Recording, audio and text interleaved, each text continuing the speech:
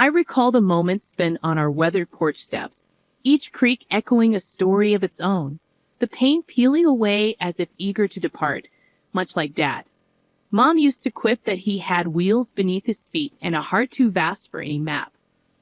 Back then, I couldn't grasp the depth of her words until the day the authorities arrived, bearing news of Dad's deserted truck by some forsaken highway.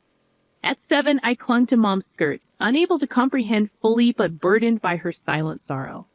Mom, Jane, a resilient soul, soldiered on in Dad's absence, shouldering double shifts at the local diner. Many nights, I'd drift to sleep to the rhythm of her return, a futile attempt at stealth. At 12, I queried her exhaustion, to which she replied with fatigued yet gentle eyes, "Ella, we must make ends meet.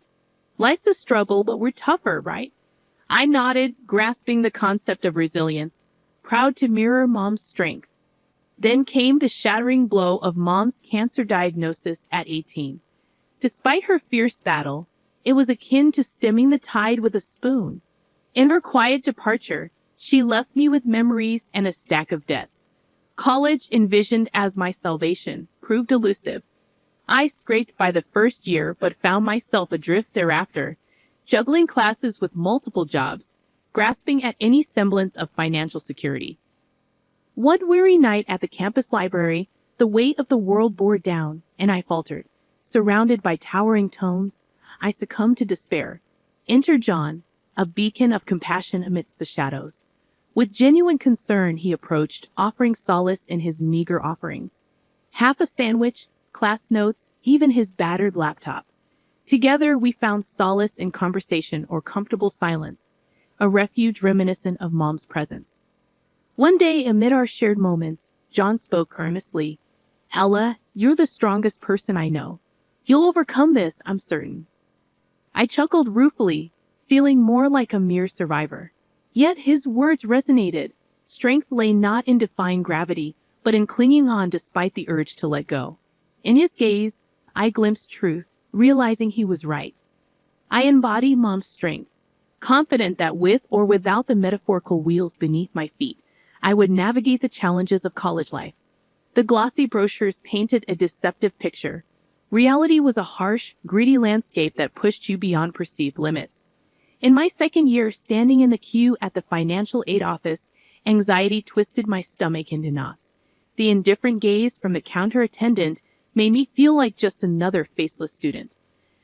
As I began explaining my scholarship renewal, she cut me off, disinterestedly declaring the system's verdict. Frustration and helplessness engulfed me as I walked away. It was then that John reappeared, concern etched on his brow. He asked about my well-being. I admitted the bleakness of my situation with financial aid. John remained silent for a moment before encouraging me not to give up, highlighting my intelligence compared to some professors. Despite the gloom, John's optimism shone through, offering to treat me to coffee. Those coffee breaks multiplied, and John transformed into my confidant, my go-to person at college. His practicality emerged when he suggested seeking an on-campus job to alleviate financial strain. My initial skepticism waned as John recommended the library. "You're there anyway, might as well get paid for it," he reasoned. Thus, my employment at the library began, a far cry from glamour, but it paid the bills. Juggling book stacks and serving coffee left little time for studies, yet I managed one day at a time. Through these shared challenges, John transitioned from the guy buying me coffee to a true friend, a confident privy to the complexities of my family history. It was during an evening closure at the library that John uttered words that lingered. "Ella, you're going to make something of yourself." "I just know it, and I'll be here cheering you on," John assured me. His words sparked a warmth within, and I couldn't help but smile. "Thanks, John. That means a lot." College presented its challenges, but with John by my side, it felt like I had a fighting chance. He wasn't just a friend. He was a beacon of goodness in this chaotic world. Post-college life took an unexpected turn when John and I decided to tie the knot. Our wedding wasn't a grand fairy tale affair, but a modest courthouse ceremony with a handful of friends, lacking the fanfare. We settled into a tiny apartment with more cracks than walls, yet it symbolized a fresh start, a new chapter in our lives. However, a new challenge emerged in the form of John's mother, Mrs. Smith. During her first visit, her disdain for our humble abode was palpable. "This is where you live," she remarked, her voice a mix of disbelief and disgust. I attempted to downplay it with a smile, saying it may not be much, but we were happy, unimpressed. She scoffed, insisting that John could do better. The criticisms continued with each visit. Our apartment was too small, the neighborhood not good enough, and why wasn't I cooking more? One evening after she left, frustration boiled over, and I turned to John. "Doesn't it bother you the way your mom talks about our life, John?" "Ever the peacemaker," he shrugged, claiming she was just worried about us and that it was her way of showing love. "That's not love, John. That's criticism. There's a difference," I asserted, expressing my frustration at the constant disapproval. I responded sharply, and he fell into a quiet contemplation. It seemed as though he couldn't grasp what was so evident to me. His mother's words were gradually eroding our connection, piece by piece. The situation worsened when she began dropping hints that we should relocate to a more upscale place. Frustration overwhelmed me one day. "John, we can't afford some fancy place. Why doesn't she understand that?" John looked uneasy, murmuring that his mother only wanted the best for us. I erupted, "Maybe we should look at other apartments just to keep her quiet. When are you going to stand up to her? This is our life, not hers." His silence spoke volumes. So we continued in our tiny apartment, shadowed by Mrs. Smith's disapproval like a lingering stench. Despite my love for John, his reluctance to confront his mother created a divide. It felt as if he remained her little boy, not a grown man carving his path in the world. As time progressed, our lives took divergent paths. I landed a demanding job at a marketing firm, relishing the climb up the professional ladder. John, on the other hand, remained in the same managerial role at a local retail store. He appeared content, but I couldn't comprehend his lack of ambition. One night, I'd arrived home late, energized by a successful project. John sat on the couch engrossed in a TV show. Sharing my excitement, I exclaimed about landing a significant account. His response was a grunted acknowledgement. Perplexed, I prodded for enthusiasm, only to receive a somewhat annoyed, "Of course I am. It's all you ever talk about. Work, work, work." I sat up, stung by his dismissiveness. "Well, sorry for being passionate about my career. What do you want me to do? Be like you, satisfied with just getting by?" His reaction was swift. "What's that supposed to mean?" He shot back, his tone defensive. I pressed on. "It means, why don't you want more, John? Why are you content just being this?" He didn't answer, storming off to bed while I remained on the couch, simmering with hurt and frustration. The tension between us spilled over into every aspect of our lives. Simple conversations became minefields. Then came the day John dropped a bombshell. He wanted us to move to a bigger place, something more befitting our status. I stared at him incredulously. "Befitting our status, John? We can't afford a fancy place. We're doing fine here." But he was insistent. "But we can't live like this forever, Ella. And my mom keeps saying." I cut him off. "Oh, so it's your mom again. When are you going to stop listening to her and start living for us, John?" His face flushed red. "I'm thinking about our future, Ella. Maybe you should too." His words cut deep. It felt like he didn't see the effort I was pouring into building our future together. It was as if we were on different planets. In the end, we did move to a house that stretched our finances. John seemed happier, but with each rent check I wrote, a part of me screamed in protest.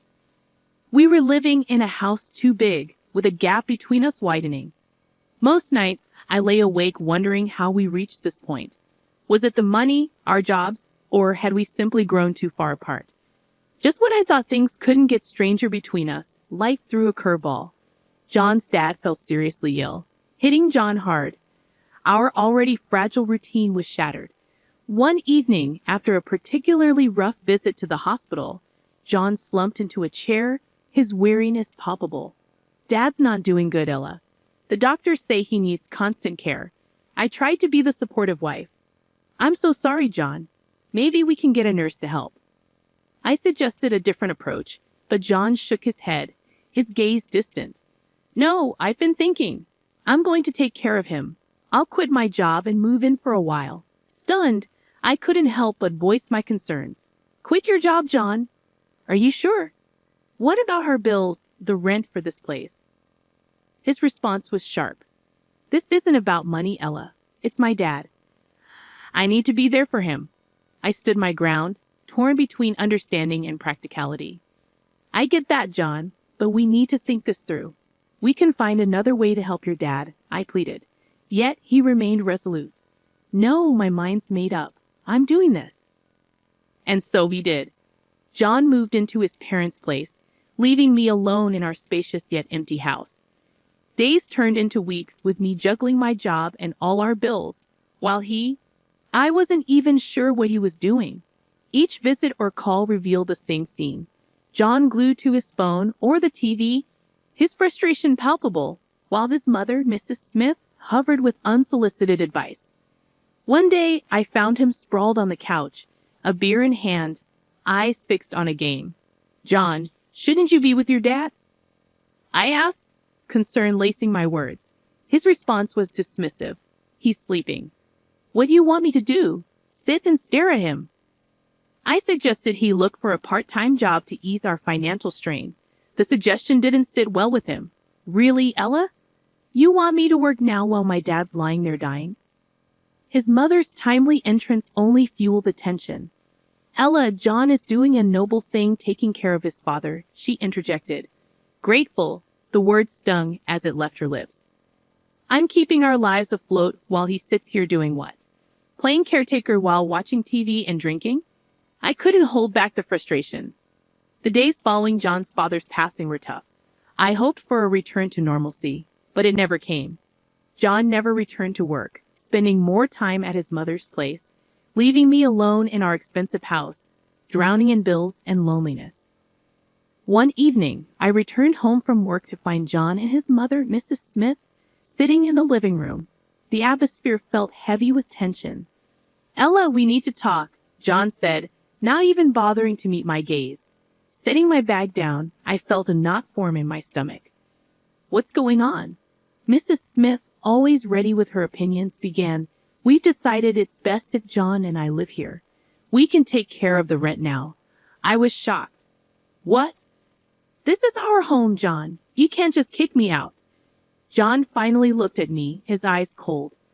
It's not working, Ella. You and me, this life. I need to start over, and Mom needs a place to stay. I couldn't believe what I was hearing. Start over?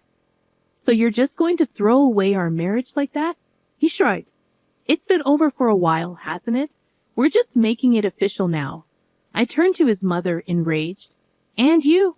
You think you can just come in here and take over my life? Mrs. Smith stood up, her voice sharp. It's for the best, Ella. You and John were never a good match. He needs to be with family now. Fail? What about me? I'm his wife. John stood up, facing me. Not anymore. We want you out, Ella. The sooner the better. I looked between them, the betrayal cutting deep. Fine, I'll go. But don't think for a second that this is okay. You're both making a huge mistake. I packed a bag with my essentials, hands shaking with rage and hurt. As I walked out the door, John's voice followed me. We're doing what needs to be done, Ella. You'll see, this is for the best. Settling into my new, modest apartment felt like a fresh start. It was small, but it was a place where I could finally breathe, away from the stifling atmosphere of my past life with John and his overbearing mother. The walls were bare, and the furniture minimal, starkly different from the lavishness I'd left behind. As I arranged my few belongings, my phone buzzed with a message from an old mutual friend. Hey, Ella, have you heard about John and his mom? They're living it up. Expensive clothes, fancy gadgets. Wonder where all that money is coming from. I stared at the screen, feeling a mix of curiosity and bitterness. Where were they getting the money? A few days later, I bumped into another friend, Mike, at the grocery store. Ella, you won't believe it. I saw John and his mom at the high-end electronics store. They were buying like there's no tomorrow. Heard they even sold their family home. Crazy, huh? I forced a smile. Yeah, crazy. But inside, my mind raced. They sold a family home. Was that where the money was coming from? As I unpacked groceries in my kitchen, a small, unadorned space that was now my refuge, I couldn't shake the feeling of unease. They seemed to be living in a world of luxury built on lies and deceit, while I was moving on, building my life again from scratch. Sitting down at my tiny dining table, I let out a long breath. It didn't matter. I told myself that I was finally out of that toxic environment, free from their twisted dynamics. But deep down, I knew the truth. It bothered me. It bothered me that they seemed to be thriving after throwing me to the curb. I had worked hard for everything I had, while they appeared to enjoy a life of ease and comfort. As the evening wore on, I found solace in the quiet of my apartment. It was mine, earned through my own effort and resilience. I had lost much, but I had gained something more valuable, my independence, my sense of self. For months into my new life, the past came knocking in a way I never expected. One lazy Saturday morning, my phone rang and John's name flashed on the caller ID. I hesitated but answered. Ella, we need your help. John's voice was shaky, desperate. I sat up alert, asking what had happened. It's all gone wrong. We got kicked out of the rental house. Mom and I. We have nowhere to go. I couldn't believe what I was hearing. Kicked out? But I thought you had money. There was a pause. The money's gone, Ella. Dad left debts, not inheritance. We thought. His voice trailed off. I felt a mix of emotions, shock, disbelief, and a tinge of satisfaction. Were they really posh all this time, hoping for a rich inheritance? Seriously, it was too much, even for my ex-husband. What do you want from me, John? He asked if maybe they could stay with me, just for a while, until they sorted things out. I laughed bitterly. You want to stay with me after everything? Remember the good times, can't we just? I cut him off. Good times, John. You and your mother threw me out of my own home. You can't just come crawling back now that things are tough. He was silent for a moment. I know I messed up, Ella. I'm sorry. We're just really desperate. I took a deep breath, my decision clear. John, I've moved on. I've built a new life, and there's no place for you or your mother in it. You need to figure this out on your own. He pleaded, but I stood firm. No, John. It's over. You made your choice, now live with it. I hung up, my heart pounding. I felt a surge of empowerment mixed with a twinge of sadness. John, the man I once loved, was now just a voice on the other end of the phone, a reminder of a life I had left behind. Later, Laura called me. I heard about John and his mom. Are you okay? I smiled, feeling a sense of peace. Yeah, I'm more than okay. I'm free, Laura, truly free. As I ended the call, I looked around my small apartment, my sanctuary. It was a far cry from the life I had with John. But it was real. It was mine. I had faced the worst and come out stronger. That night, I realized that this was my new beginning. A life where I was in control, where my happiness didn't depend on someone else. I had lost much, but in the process, I had found myself.